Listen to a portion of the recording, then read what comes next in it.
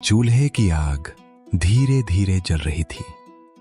जैसे ही कोहरा छटता है, उनकी आंखों के सामने एक ऐसा दृश्य होता है जैसे जैसे तीनों आगे बढ़ते हैं, आगे का रास्ता थोड़ा मुश्किल। जिंदगी, हम सब इसे जी तो रहे हैं, लेकिन सच ये है कि हम में से ज्यादातर लोग उसे महसूस करना भूल चुके हैं। हम भाग रहे हैं पैसों के पीछे, नाम के पीछे, एक ऐसी खुशी के पीछे जिसका असली मतलब हमें खुद नहीं पता। और फिर कभी कभी एक छोटा सा पल, एक साधारण सी जगह हमें वो सिखा देती है जो पूरी जिंदगी नहीं सिखा पाती। ये कहानी है एक लड़के की और एक प्लेट पहाड़ों वाली मैगी की। दिल्ली, जहां रात कभी पूरी तरह सोती नहीं, जहां हर चेहरे पर एक दौड़ है और हर दिल में एक अधूरी चाह। उसी शहर में रहता था रोहन, एक ऐसा लड़का जिसे लगता था कि जिंदगी का मतलब बस पैसा है।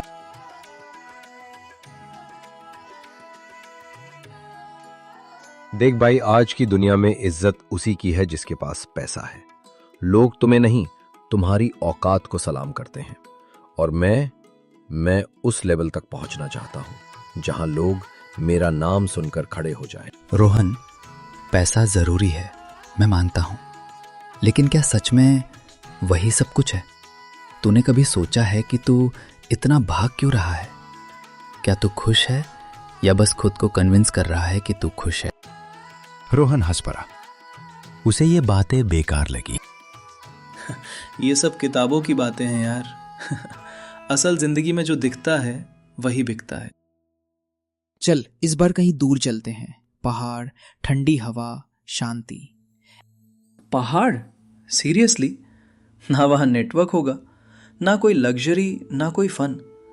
तुम लोग एंजॉय कैसे कर लेते हो ऐसी जगहों पर? लेकिन दोस्तों की जिद और अंदर कहीं छुपी थकान आखिरकार रोहन को मानने पर मजबूर कर देती है। सुबह के 5 बजे, जब शहर अभी पूरी तरह जागा भी नहीं था, एक कार धीरे धीरे उस शोर से दूर जा रही थी। रोहन खिड़की से बाहर देख रहा था, लेकिन पहली बार वो सिर्फ देख नहीं रहा था, महसूस भी कर रहा था। यार, इतनी शांति।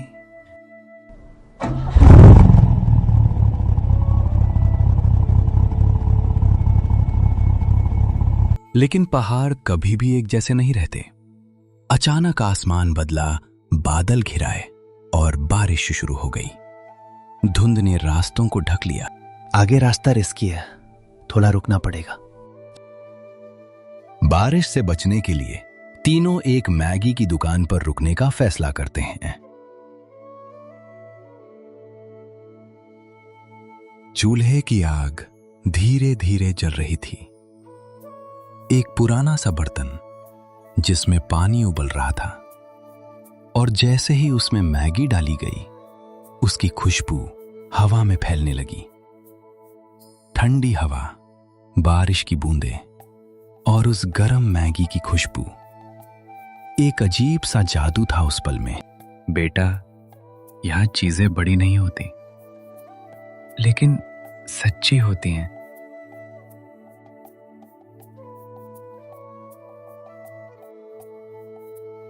चाय और मैगी खाने के बाद तीनों दोस्त नजारों का आनंद लेते हुए पहाड़ों की तरफ आगे बढ़ते हैं। भाई अर्जुन, तूने नोटिस किया, शहर में हम हजारों रुपए खर्च करके भी ऐसा सुकून नहीं खरीद पाते, और यहाँ 30 रुपए की चाय और 50 रुपए की मैगी में जो खुशी मिली है ना, वो किसी 5 स्टार होटल में भी नहीं मिलती। मुझे तो लग रहा है हम गलत जगह जी रहे थे अब तक। सही कह रहा है तू। वहाँ हर चीज है, बस चैन नहीं है। यहाँ कुछ भी नहीं है, लेकिन दिल इतना हल्का लग रहा है जैसे सालों का बोझ उतर गया हो। भाई अर्जुन, अभी तो मैगी खाकर एनर्जी आई है, लेकिन ये जो तू हमें पहाड़ चढ़वा रहा है ना, अगर ऊपर जाकर कुछ खास नहीं मिला तो मैं यहीं बैठ जाऊंगा और वापस नीचे नहीं आऊंगा। कभी कभी ऊपर क्या मिलेगा ये जरूरी नहीं होता। जरूरी ये होता है कि हम रास्ते में क्या महसूस करते हैं। ये चढ़ाई ना बिल्कुल जिंदगी जैसी लग रही है। शुरुआत में आसान लगती है, फिर धीरे धीरे मुश्किल होती जाती है और एक टाइम आता है जब इंसान हार मानने का सोचने लगता है। और उस टाइम पे अगर कोई दोस्त साथ हो तो रास्ता थोड़ा आसान लगने लगता है। वो बात अलग है कि असली लड़ाई हमेशा खुद से होती है। दूसरे सिर्फ साथ दे सकते हैं, चलना हमें खुद ही पड़ता है। चलते चलते अचानक रास्ता धुंध में खो गया और तीनों को समझ नहीं आया कि अब जाना किधर है। भाई ये मजाक नहीं है, अब हमें नीचे ही रहना चाहिए था। हम ना गाइड लेकर आए, ना सही रास्ता पता किया। कभी कभी हम एक्साइटमेंट में इतना आगे बढ़ जाते हैं कि पीछे लौटने का रास्ता भी भूल जाते हैं। डर वहीं आता है जहां भरोसा कम हो। जैसे ही कोहरा छटता है, उनकी आंखों के सामने एक ऐसा दृश्य होता है जो स्वर्ग से कम नहीं। देखो, यही तो जिंदगी है। जब हम सबसे ज्यादा परेशान होते हैं तभी कहीं ना कहीं से सुकून मिल जाता है। बस हमें रुक कर उसे देखना आना चाहिए। यार, यहाँ तो मज़ा ही आ गया। भाई, जो मज़ा पहाड़ों में है वो कहीं नहीं है यार। मैं तो सोच रहा हूँ घर से एक चादर ले आता और यही बिछाकर सो जाता। यार, मैं सच बताऊं, मैं यहाँ घूमने नहीं आया था। मैं भाग कर आया था उस जिंदगी से जहाँ हर दिन मैं खुद को खो रहा था। मैं हंसता था लेकिन अंदर से टूट चुका था। मुझे लगने लगा था कि मैं बस जी नहीं रहा, बस एक जिम्मेदारी निभा रहा हूँ। झरने के पास थोड़ा टाइम बिताकर तीनों दोस्त आगे बढ़ते हैं। तीनों आपस में बातें कर रहे थे कि शहर छोड़कर पहाड़ों पर ही बस जाते हैं। हरे भरे पहाड़ देखकर मानो उनकी शहर की थकान भरी जिंदगी उन्हें याद ही नहीं रही। उन्हें अंदाजा भी नहीं था कि वो मजे मजे में कितना ऊपर आ पहुंचे हैं। लगातार कुछ घंटे चलने के बाद तीनों कहीं रुककर थोड़ा आराम करने का फैसला लेते हैं।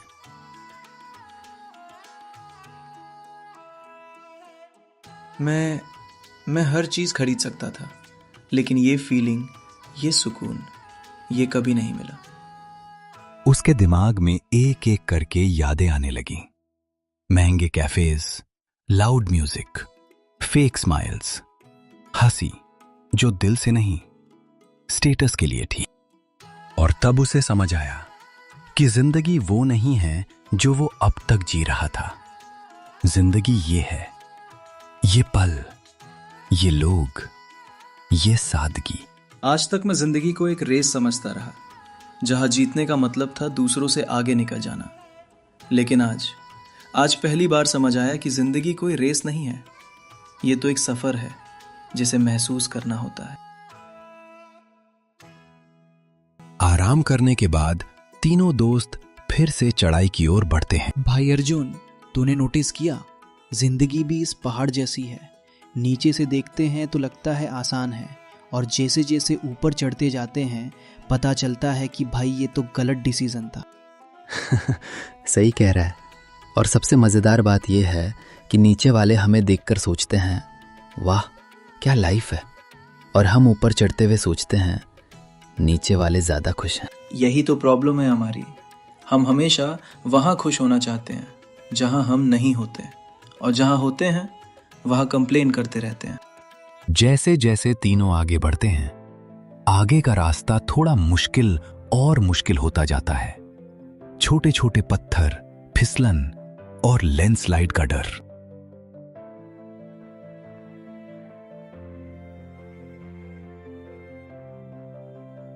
ओए संभाल, देख के चलियो, कहीं घर पे आलू पूरी ना बढ़ जाए।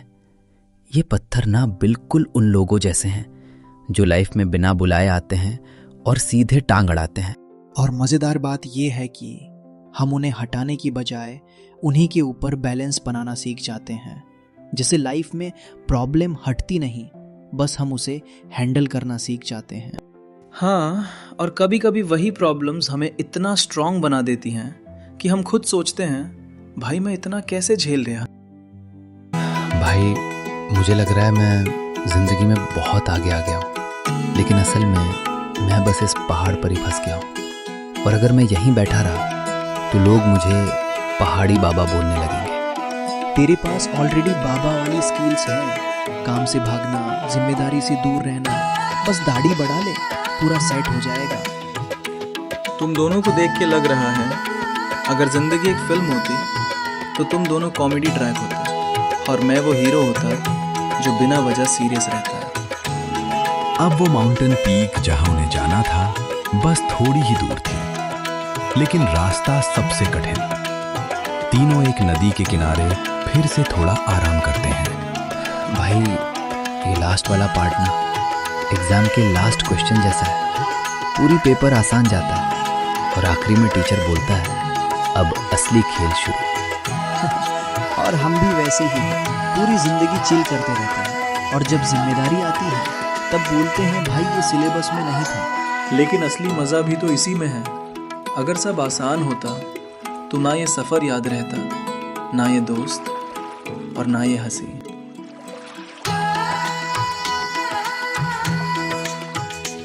आखिरकार तीनों अपनी मंजिल पर पहुंच ही गए और मंजिल थी भोलेनाथ का धाम केदारनाथ।